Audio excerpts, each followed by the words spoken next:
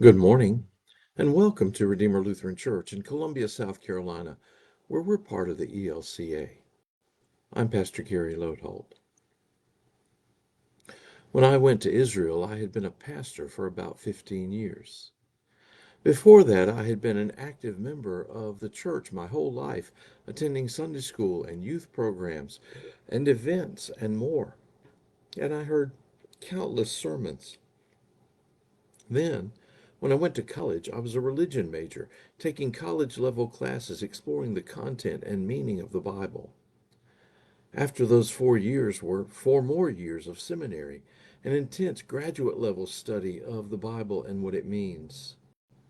Then for 15 years, I had been preaching on it and preparing Bible studies and classes, and not once did it ever cross my mind to ask why this mountain was called the Mount of Olives. When I got there, it turned out there was a pretty simple explanation. The mountain is covered with olive trees. There are groves and groves of olive orchards on this mountain, and the olives are harvested for their oil. As we continued to make our way down the Mount of Olives on my trip to Israel, as we neared the bottom, we went and entered a grove of trees that was the Garden of Gethsemane. The Church of All Nations is there, but I plan to tell you about that tomorrow. When we arrived at the Garden of Gethsemane, it turned out that the chapel was full and we needed to wait our turn to get in. Our tour group was made up entirely of pastors from across the country, and I think they were trying to give us the gold ticket treatment so that we might bring our church members back to tour 2. And so our guide said, "Wait here a minute."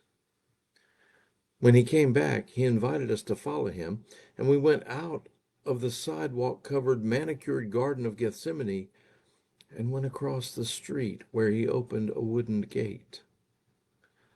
Suddenly, we found ourselves in a regular grove of olive trees, exactly like what a grove of olive trees would have looked like in the time of Jesus, and exactly what the Garden of Gethsemane would have looked like too. For about 20 or 30 minutes, we were able to spend time in this garden grove. And perhaps for many of us, this became a more poignant experience than the actual Garden of Gethsemane. We felt perhaps closer to Jesus and his time in the garden. By the way, before we leave this, in the actual Garden of Gethsemane, there are 2 trees there that are over 2,000 years old. So they were there when Jesus was there. This week we are doing something of a geographical theme, focusing on the importance of the Mount of Olives and the events in the Bible that took place there. Today we turn to the Garden of Gethsemane at the foot of that mountain and the agony Jesus felt there as he anticipated his crucifixion. You know the story, how after the Last Supper and after Judas left in order to betray Jesus to the authorities, Jesus took his disciples out to the Garden of Gethsemane on the Mount of Olives. There he invited his disciples to wait, watch, and pray.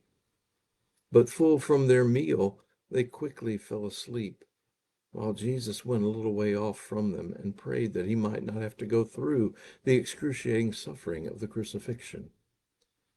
Yet, he prayed, he would do what God wanted him to do. There are many important themes here for us, important implications that happened in that garden of trees on that mountain. We need to see that Jesus' anguish is not symbolic, but real. He experiences fear, sorrow, isolation, and temptation there in that garden. One of the things that means is that when we face those same things, we can be assured that God knows how it feels to be us. God is not wholly other. God is one with us. Another important theme is Christ's active obedience. His prayer was, "Not as I will, but as you will."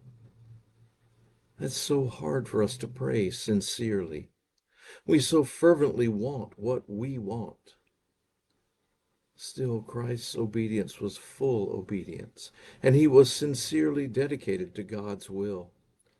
His love for us was so great that he forewent what was good for Jesus so that he could do what was good for us. We also return once again to the theology of the cross. What happened in Gethsemane reveals God's hiddenness in suffering, salvation through weakness, and glory through the cross, not apart from it. Salvation is accomplished not through power, but through suffering. And maybe there's one thing more for us to see if we look carefully at the failure of the disciples. Jesus asked them for some fairly easy things. Stay here, wait, pray. But what did they do? Several times he came to them and they were asleep. Maybe there's grace for us there too. Their sleep is a picture of human inability. We cannot save ourselves. We cannot even stay awake. Christ must do everything. We need Christ to do everything. And in love, in grace, he does.